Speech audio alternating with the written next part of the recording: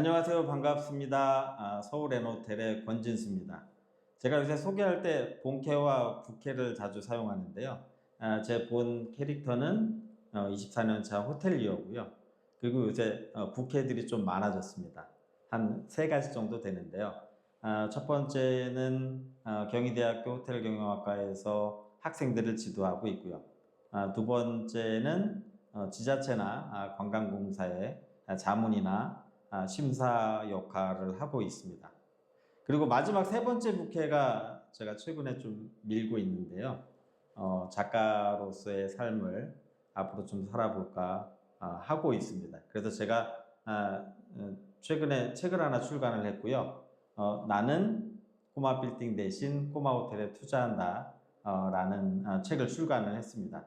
생각보다 좋은 내용도 많고, 그리고 우리나라가 2027년까지 3천만 명 외래 관광객을 목표로 하고 있습니다. 이게 얼마나 대단한 숫자냐면요. 우리나라에 제일 외국인들이 많이 방문했을 때가 2019년도에 1750만 명입니다. 이 인원의 거의 2배가 앞으로 방한할 예정이고요. 당연히 관련된 산업군들은 너무나 좋겠죠. 그래서 책 한번 꼭 읽어보시고 좋은 인사이트 얻으셨으면 합니다. 네, 대표님 어떻게 보면 해외 배낭여행 1세대이자 한국 게스트하우스 창업 1세대이지 않습니까? 어떻게 이렇게 시작하게 되었는지 그 부분이 좀 궁금합니다.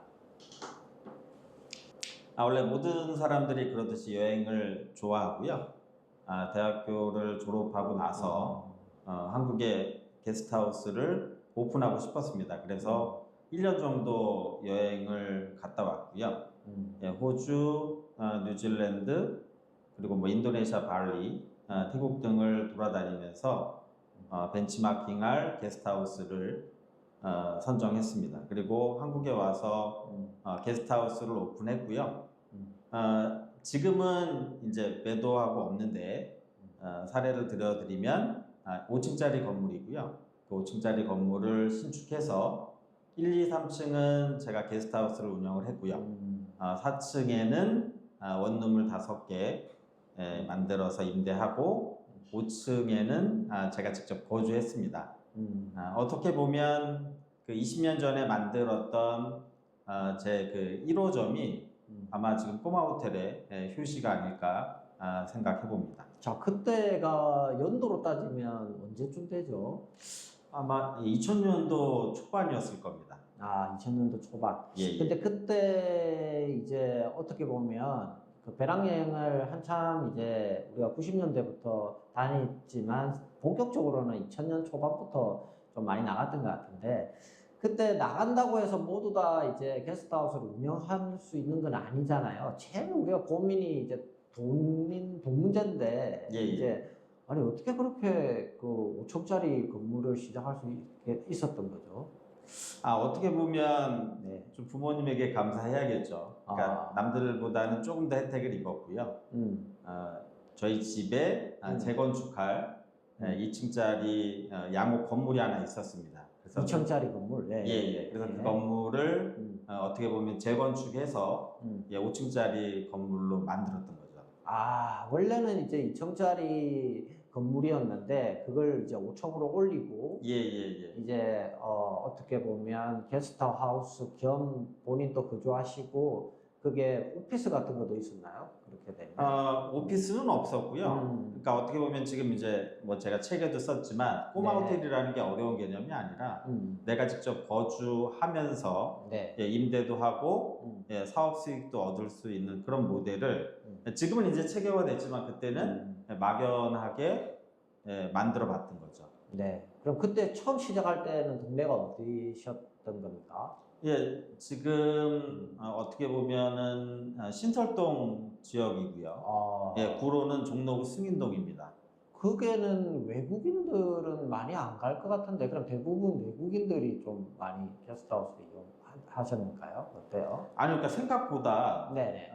그때나 지금이나 외국인 숙박 수요는 상당히 많고요. 그러니까 저희 주변에서도 좀 의아해했습니다. 그러게. 어디선가 외국인들이 캐리어를 끌고 배낭을 메고 저희 호스텔로 방문을 했었으니까요. 네, 그러면 우리가 대부분 뭐 지금 현재 뭐 홍대 연희동, 그다음에 성수동, 뭐 이태원 이쪽에 외국인들이 많으니까 단지 그쪽에 숙박 시설이 있어야지만 가능할 것 같다고 생각을 하지만 또 그렇지는 않았네요. 그때. 그러니까 제가 지금 사업을 하면서 이렇게 보면은 이게 모든 게 수요와 공급 아닌가. 뭐냐면 2000년도 초반에도 뭐 저희가 배낭여행을 나갔듯이 해외 여행객들이 상당히 많았고요.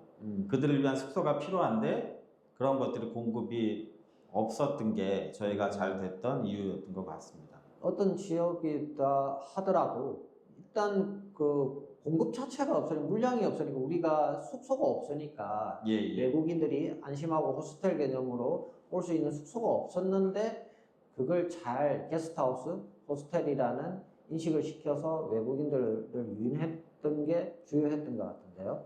그렇죠. 그러니까 지금도 뭐 우리가 내국인뿐만이 아니라 외국인들도 2030 MZ 세대들이 여행을 하는데요. 그때도 마찬가지였습니다. 다만 이제 지금과 조금 상황이 틀린 것들은 지금은 뭐 명동이나 종로나 홍대나 게스트하우스들이 상당히 많은데요. 아마 20년 전도 초반에는 서울에 한 손꼽을 정도로 한 20개 미만이었던 걸로 생각이 됩니다. 그 정도밖에 안 됐어요? 예. 그래서 이제 저희 같은 경우도 이제 1호점 오픈하고 나서 주변에 5호점까지 확장해서 운영을 했던 기억이 있습니다. 그래서 이게 어떻게 보면 초기에는 제가 청소하고 그다음에 손님 응대하고 1인 다역을 했었는데요. 그때 따지고 보면 가장 수익도 좋고 직접 재밌게 운영하지 않았었나 이렇게 생각을 해봅니다. 아니 그러면 5호점까지를 혼자서 이게 다 해결이 가능한가요? 나중에는 이제 저희가 우리 뭐 아르바이트 파트타임으로도 썼고요. 그리고 뭐 지금도 그런 인원들이 있지만 그 외국인 관광객들이 외국인 배낭여행객들이 일하면서 우리가 워킹홀리데이 가듯이 일자리가 필요하거든요. 그러니까 발런티어 개념으로 그런 외국인들을 고용해서 뭐 청소도 하고 그다음에 리셉션 업무도 대행을 하고 그런 식으로 운영을 했었습니다. 자, 그러면 이제 한국을 방문하는 외래 관광객 중에 이제 좀 젊은 배낭여행 세대들이 편안하게 저렴하게 묵을 수 있는 숙소가 2000년대 초반까지만 해도 한 20개 미만 한국에 그 정도밖에 외국인들한테 알려지지 않았다는 게 정말 뜻밖의 의외예요. 호텔은 많지만 이제 저렴한 게스트하우스 그리고 그 또 같이 그 여행 친구를 만날 수 있었던 호스텔 개념 이런 개념은 이제 그때부터 시작이라고 봐도 될까요? 예, 그렇게 볼 수 있겠죠.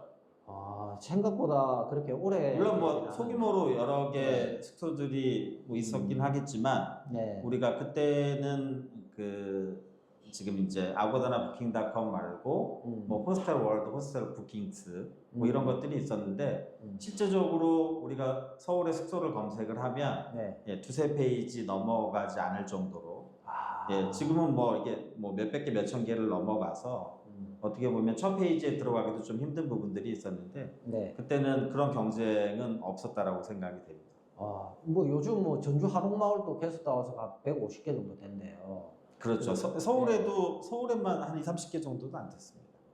진짜 의외입니다. 자, 그러면 이제 게스트하우스에서 시작을 해서 지금의 이제 서울 N 호텔까지 이렇게 성장하게 된 노하우가 처음은 이제 자연스럽게 나왔네요. 남들이 못 발견한 시장을 빨리 뛰어들었다. 그리고 이제 외국인들 대상으로 수요를 넓혀갔다. 근데 자, 거기서부터 이제 쭉 이제 호텔까지 가는 과정이 좀 궁금합니다. 어떠한 노하우들이 있었는지 설명 좀 부탁드리겠습니다. 그러니까 초기에는 막연하게 뭐 제가 여행도 좋아하고 이 외국인들이 여행을 하는데 서울에 그런 숙소가 없으니까요.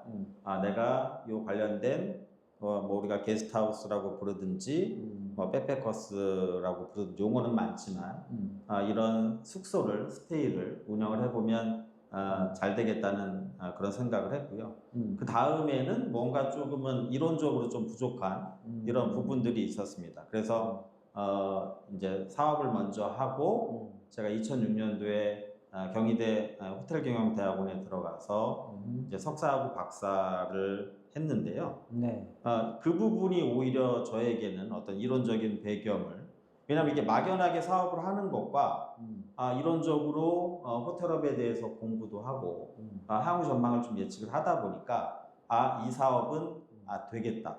이게 어떻게 보면 네. 국민 소득 수준이 올라갈수록 환대 산업은 커질 수밖에 없거든요. 요새 우리가 뭐 5도 2촌이라고 하잖아요. 이제 네. 이것들이 국민 소득이 올라갈수록 오히려 2도 5촌으로 바뀔 확률이 많고요. 네. 그리고 또 어떻게 보면 요새 뭐 워케이션, 데일리케이션 여러 가지 용어들이 있잖아요. 네. 그러니까 결국에는 소득 수준이 올라가면 뭐 우리도 이미 선진국이지만 오히려 근로하는 시간보다 여가와 그리고 쉼이 있는 삶을 추진하게 될 겁니다. 그러면 어차피 저희가 관련된 숙박업, 관광업, 환대산업이 다 그 카테고리 안에 있잖아요. 네. 그러니까 관련된 산업은 더 커지고 그리고 저희 산업군은 항상 우상향하리라고 생각이 됩니다. 자,